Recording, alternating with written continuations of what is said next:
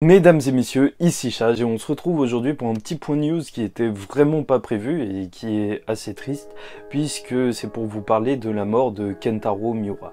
Il est donc décédé à 54 ans d'une dissection aortique aiguë.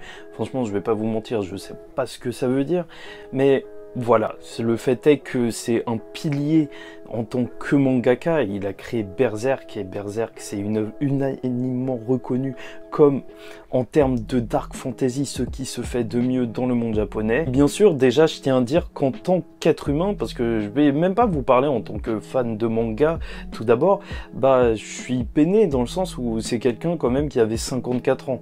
Et même si voilà, genre je le connais pas personnellement, je suis pas triste véritablement, ça nous rappelle juste que parfois en fait il y a des choses comme ça qui peuvent arriver. C'est pour ça qu'il faut prendre soin de nos proches et donc prenez soin des gens que vous aimez parce qu'on sait jamais. Et c'est vrai que en tant que fan de manga, on peut trouver que c'est triste, c'est dommage. Moi, je vous avoue que ça me peine pas tant que ça.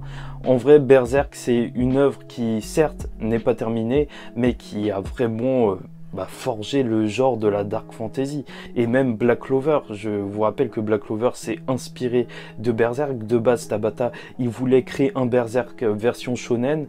Donc voilà, ça a tellement inspiré de grandes œuvres par la suite qu'on peut juste reconnaître que c'était incroyable. Après, ça fait qu'en ce moment-là, le sujet Togashi revient un petit peu sur le devant de la scène parce que lui aussi, c'est un auteur qui met énormément de temps à continuer son manga. Puis au final, on peut se poser la question, est-ce qu'il y a vraiment besoin qu'il y ait une fin pour qu'une œuvre reste légendaire? Et je pense que Berserk nous prouve déjà le contraire, il n'y a pas besoin d'une fin, c'est juste une œuvre grandiose. Après, pour la petite histoire, si ça vous intéresse, moi, quand j'ai commencé le manga, c'était il y a 6 ans et je me souviens que c'était une période complètement folle en fait, j'étais devenu fou. En fait, à chaque fois que je me lance dans quelque chose, je suis un petit peu à fond, comme dans YouTube en ce moment, et j'espère encore pour très longtemps.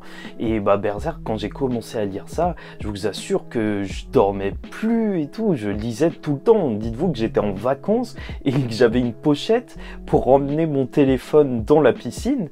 Et je lisais Berserk dans la piscine, j'avais l'air d'un fou, j'avais des coups de soleil sur les épaules parce que voilà, il y avait juste le haut de mon corps qui était juste en train de cramer alors que j'étais en train de lire Berserk. C'était vraiment des bons souvenirs, hein, vraiment un très grand manga qui en fait on peut totalement continuer de le lire et de le relire, mais voilà, on n'aura pas la fin. Et là où j'aimerais vous dire que franchement, c'est une œuvre vraiment très puissante, c'est que c'était tellement affreux que je vous mens même pas, que je faisais des cauchemars la nuit après avoir lu ça pendant une semaine, tu vois. C'est pour ça que je ne le conseille pas à tout le monde non plus, mais voilà, c'est pour te dire l'impact que ça peut laisser sur quelqu'un, une œuvre aussi sombre et à la fois aussi belle. Enfin bref, c'était tout pour moi. Vous pouvez me dire en commentaire, vous aussi, si vous avez une petite histoire par rapport à Berserk, parce que c'est peut-être le moment d'en parler. J'ai découvert Berserk grâce au chef Otaku, et il faut pas se mentir, c'est le boss des influenceurs manga. Bon, bien sûr, toutes nos pensées, elles vont à sa famille, et bien sûr, c'est eux qui souffrent, c'est pas nous les fans de manga. Franchement, on s'en fout de pas pouvoir terminer Berserk. C'est triste quand même.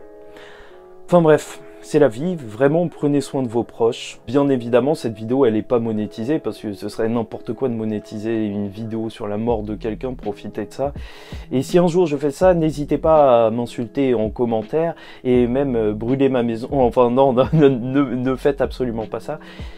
Mais voilà, bref, j'espère que tout se passe bien pour vous. Prenez vraiment soin de vos proches, des gens que vous aimez. Et en attendant, je vous dis ciao tout le monde et paix sur vous, sur vos proches. Et surtout, paix sur Kentaro Miura.